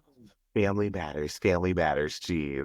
Now, what I remember Richie doing in this scene, he was encouraging Steve to try out the rocket. That's when Harriet was like, oh, no, we're not going to have any rocket launching in the house. And Steve says there's nothing to worry about because the rocket can only be activated by this remote control device that we see in the chair behind him. And is it just me? Does it look like a calculator? It was totally a Texas Instrument. Like, it was totally, I looked at it, I was like, that is a calculator. Yeah. Texas Instrument calculators, are they actually made in Texas? You know what? I feel like that's a lie if they are, because I feel like I saw one that said made in China on it. That's sad. They should be called China Instruments then. I will personally love that. Yeah. Hey, you want a China instrument? Sure. You have a drum? No, it's a calculator. What are you talking about? It works way better than anything in America. Use it. Exactly. Made in China. All right. Steve manages to sit on the remote, therefore activating the rocket and having it shoot up through the ceiling. Automatically, I was like, God damn it, poor Carl Winslow. He just had to repair that big hole that Eddie caused when he drove the car through the living room a few episodes ago. And now he's got to work on this. I didn't make fun of I didn't make fun of Little Richie this time. I promised. You were thinking it. I was thinking it, and therefore my allergies still acted up. But no, I was saying poor Carl. He has to do more living room repair. He does. This house is Swiss cheese. There have been so many holes put in this house. I feel so bad for Carl. Carl is just threateningly going to Steve like, "Hey, Steve, come here!" Like he's about to kill him. Added touch. What happens? Not only does Carl chase after him, but the entire Winslow family chases after Steve as he exits out the living room door. I feel like is this our first family chase exit scene with Steve? I feel like there was another one, but I can't remember what it was. This might be like the really first big one. Yeah. It was a good way to end the episode. I like that. I find it to be like a fun way to end sitcoms when everybody runs after one character off stage. It's a very I would say goofy, happy-go-lucky way to end things. It's very sitcom appropriate for the time. Yeah, you have anything else before we get into our delicious stars? No, that was the end of the episode. All right, explain how we rate with the delicious stars. All right, so with our stars, we're gonna do a rating of 0 to 3. 0 being the lowest means this wasn't worth it. This was like eating a Necco wafer. If you've eaten a Necco wafer, you know why. Then there's a 1 star, which means this is a good season. I'm sorry, a good episode in this respective season. May not have been everything you wanted, but it was still good and it was okay to watch. I thought you were gonna say like it's not a Necco wafer, but it's a Nilla wafer. That's better. You know what? Nilla wafers could be a 1 star. I could see that. Yeah. A little biscuit. The 2 star, we're gonna call that something that's exceptional. It was great to watch. It's worth taking the time to watch it again. It's very good. If we're going up from a Nilla wafer, how about we do a Butterco wafer? Those are delicious. Little wafers with chocolate in them. Then our 3 star, super worth it. Exceptional in its season being a standout episode. It's worth taking the time to watch, and we recommend you watch it again yourself. And that is going away from the cookies and wafers, and that's eating a Krispy Kreme glazed donut. It's got to be hot though. It does have to be hot, so that way you get 3rd-degree burns in your mouth. Yeah. It's good. And it's been a long time since I've had that hot of a Krispy Kreme donut. I don't know what they're doing lately, but I can even go to a restaurant and taste their hot donuts, and they're not as hot as they used to be. Because people were getting burned. Oh. People were getting burned. Somebody sued one of the Krispy Kremes, like that person sued when their coffee spilled on their lap like decades ago, and they won. And so the hot donuts are not as hot as they used to be. That's sad. All right, fine. Well, I'm sure you and I are going to give this a perfect 3 delicious star because we love this episode so much. It's so iconic. You know what? This episode is very, very not good. And I am very happy that we had the moment to experience it because my rating did go up. My rating was going to be a 0. Like it was going to be 0, like don't watch this at all. My rating for this is now going to be a 1 star, and I recommend that you only watch the last 4 minutes. Okay. Now, what makes the last 4 minutes special and worth rewatching? Rachel playing the harp and Little Richie looking at the camera. Wow. Those 2 moments, I don't even know if they had like a big, powerful way in moving the main story forward. So yeah, that speaks volumes about what you think about this episode. I mean, if you like ironic comedy, it's perfect. Like to break it down a little bit more, I like comedy that is dark, that is deadpan, that is just so out there that you would be like, what? It just doesn't apply here. And it doesn't need to apply. And Rachel nailed that perfectly. Like, can we just have Rachel Matters? Well, That could have been a spinoff I would have been up for, but sadly, after season 4 or 5 or whatever, the producers were like, meh, no. Urkel and his kooky science experiments, that's the show. Rachel, just go off to Neverland and never bring your child Richie with you. He's going to stay with this family and be friends with this adopted kid named 3J. You're gonna be saying 3J as your junk food every time that he's in an episode. I can guarantee that. Every time he is on camera, you can guarantee that episode is getting 0 stars and he is a problem. Oh, good, I love it. Well, you're a little bit generous toward your star. For me, it's a 0.7. 0.7. I give it a 0.7 because I do appreciate the twist on the Steve and Laura dynamic. Again, in my opinion, I thought, oh, instead of like Steve always being at fault and like Laura don't give a fuck about hurting his feelings. That's how I always felt up to this point. This point, I felt like, oh, okay, Steve didn't initiate asking Laura desperately to be a science partner. Laura totally was the one who initiated it by inviting Steve over the house and, making him an offer he couldn't refuse and then roping Steve along, manipulating his feelings. So I thought that the twist that Pamela and Sally put into that Steve and Laura unhealthy obsession dynamic was interesting. It was nice. It was a nice change of pace because, frankly, I think since, mid-season 1, beginning of season 2, we've been getting a lot of Steve and Laura dynamic stuff. So it's nice to just kind of change it up to keep it interesting. I'm a fan of Mr. Nagy. I love Mr. Nagy. This guy, I think he's up there with Lieutenant Murtaugh and the other teacher that's the lady teacher that we saw recently, who's like kind of the opposite of Mr. Nagy, because Mr. Nagy, he's a miserable teacher, but he puts up with Urkel. Like he just somehow seems to be kind of like neutral. Like, oh, hey, this kid's sure he has his annoying moments, but whatever. Urkel's a smart science kid. He's doing great in class. That's fine. But the other teacher, whose name I can't remember, she was just like, oh, God. My God, this kid is hoisted up on a flag in my class and he just won't stop talking. Like, what's going on? She is the teacher who's like, I don't. And like, I could see her be like, more paperwork from this kid in my class. In the science class, I feel like he's just like, whatever, kid, do what you want to do. Have fun. Yeah. So Mr. Nagy's tolerance in comparison to Urkel and the other teacher that he interacts with, and just the fact that he just has a very sarcastic, dry, funny way of approaching his tired teacherness. Love that. But as I've mentioned, what makes this episode a strong 0 for me, on the 0 end of it at least, is just the dream sequence of it all. I just don't like dream sequences in dramas, television, in sitcoms. I remember the show Moonlighting with Bruce Willis and Sybil Shepherd. Like I was into it for a hot minute, and then once an episode came up when they were like, we're going to act like we're from the 50s, and blah, blah, I'm just like, nah, fuck that. I'm skipping over that. Let me go back to the reality in the 80s where you actually are, and let's be fine with that. So I know because it's Family Matters, I know we're gonna get another dream sequence episode at some point. So I guess this is the first of many times that I'll bitch about it.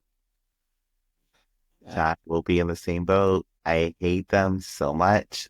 Dream sequences and drug sequences, I hate. They're not fun. Drug sequences? Yes, they're like, ooh, you're on drugs and the world's all wavy or some bullshit. I don't like those scenes either. Yeah, those could be a trip. Haha, you saw what I did there? Like a science teacher. I like that. There you go. All right, peoples, you listening, Delishy listener, find us, listen, subscribe, follow, rate, review The Delicious Recap wherever you get your podcasts. I mean, we would especially appreciate it if you review us on Apple Podcasts. Hit that rating star thing on Spotify. 5 stars would be appreciated if you like us. Questions, comments, concerns, feedback can go to The Delicious Recap at gmail.com. You could find us on Instagram, Facebook, Threads, Reddit, TikTok, YouTube, all that stuff. I mean, really just type in The Delicious Recap. Find the nicely decorated picture of Steve Urkel, the living single people at the Fresh Prince of Bel-Air. That's us. That's us. Subscribe to our Patreon, please. Patreon.com/Delicious Recap. You get those early access to episodes. Patreon.com/Delicious Recap. Now, Andrew, I know you had a great idea about how people can pass the word on to this podcast. I wonder if you could share it. Share this podcast with 5 people. 5 people you like, 5 people you don't like. 5 people who maybe look like Steve Urkel. Share it. Share it with 5 people and just enjoy it. Share the love of them hearing our voices. Share it with 5 attractive hitchhikers. Oh, I feel like if you have the leeway to listen to a podcast, you should not be hitchhiking. Oh, wait, what does that mean? I'm trying to dissect that. What does that mean? It just means if you have the basic necessity to listen to a podcast, you shouldn't be hitchhiking. Okay, meaning like you should be you should be able to afford your own home and whatnot. No, because I'm trying to think about it. I think I heard somebody who was unhoused listen to Joe Rogan. That tells you all you need to know. Yeah. Okay.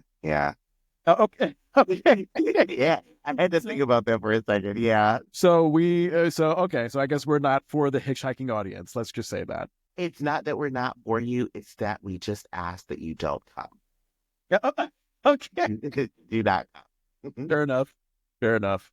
Everybody who gets that, you have to share this episode. Now, How can people follow you, Andrew? you can follow me on TikTok at AJ Vandertunt. I do ask that you hit the follow button when you follow me because I have bills to pay and every button click helps pay my bills. Yeah. Yeah. So just look for AJ Vandertunt, last name Vandertunt, and you will find me. As my grandpappy used to say, everybody's got to shake their ass to eat bread. Ooh, he knew the words. You never said that. I totally made that up. My grandpappy was a Haitian-speaking man, barely spoke a word of English. He would not say something as witty as that. He would just say, "Sac passe, don't kiss me. You're a man." This is my grandfather on my mom's side. Literally, anytime I was a kid, I was just because there was a time where both my mom and my dad, I would greet him with kisses and hugs, and it was no problem. And then all of a sudden, my grandfather, he's like, I try to greet him the same way with a kiss and a hug, and he's just like, "Oh, no, handshake."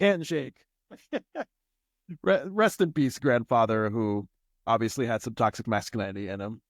Yeah, unfortunately, my grandfather was the same way. Yeah. He would, because I would hug everybody. He's like, "Men don't hug," and then he wondered why I never talked to him for years. Yeah. Because when you don't hug, when you don't become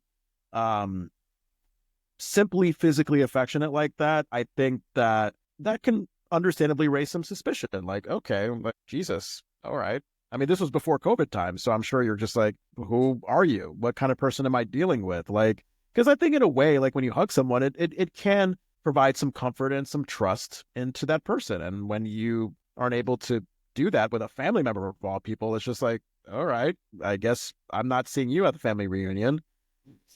I remember after we got old enough where we knew, like, my granddad was just like, "Don't hug me." I would always tell my nephew, not nephews, my niece, just either Jesus Christ, cousins. I would be like, "Granddad's got scabies. Don't touch him." Scabies. Once I was old enough, I was like, "He's got scabies." And I would always, my grandfather would get so mad at me. He "Stop telling everybody I have scabies." That's like a grown version of cooties. What is scabies? I don't know what scabies is. Scabies is body lice. So it's just little bugs all over your body and in your skin. Oh, that sounds like some horror movie shit. That's awful. Well, it's disgusting. And you can get scabies just from shaking somebody's hand. Okay. I'm not shaking a grandpappy's hand anytime soon. Don't do it. Don't do it. Making the announcement. So to all grandpas who listen to us, do not shake my hand, okay? Yes, granddad, don't shake your hand. My granddad is probably looking up from hell like, "Andrew, really? I'm sorry." I love how you have the fortitude to say that your grandfather is looking up from hell. I can't lie. He would strike me down. What? All right. Well, hey, rest in peace to both of our grandfathers. And Andrew, do you mind signing us off in a way that really represents what we thought about this episode, and also throw in some commentary on body lice while you're at it? You know what? Scabies is like licking a pine cone. The same way this episode is like licking a pine cone. It's not enjoyable for you, but it leaves residue in your mouth, and that's delicious. So let that deliciousness ring.